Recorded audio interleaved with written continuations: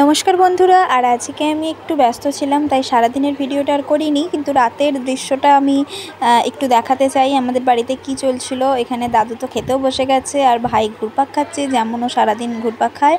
বোন দেখলাম যে পরোটা বেলছে, আর মিমি এখানে পরোটা ভাজতেও শুরু করে দিয়েছে, মানে হচ্ছে গরম গরম পরোটা, আর রয়েছে সয়াবিনের কষা কষা তরকারি। তো এটাই ছিল আজকে আমাদের বাড়ির রাতের খাবার। দেখো সয়াবিনটা কতটা ভালো হয়েছে। এটাও কিন্তু মিমিরই বানানো। মিমি সয়াবিনটা খুবই ভালো বানাতে পারে।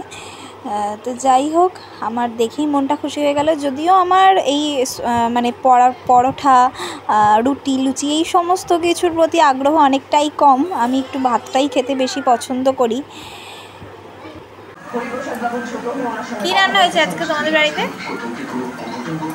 কি রান্না হয়েছে?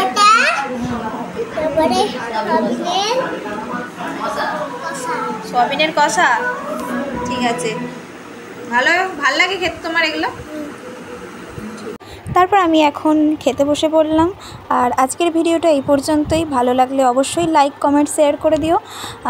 এবং সকলে সুস্থ থাকো, ভালো থাকো। আবার দেখা হবে নতুন কোনো ভিডিওতে।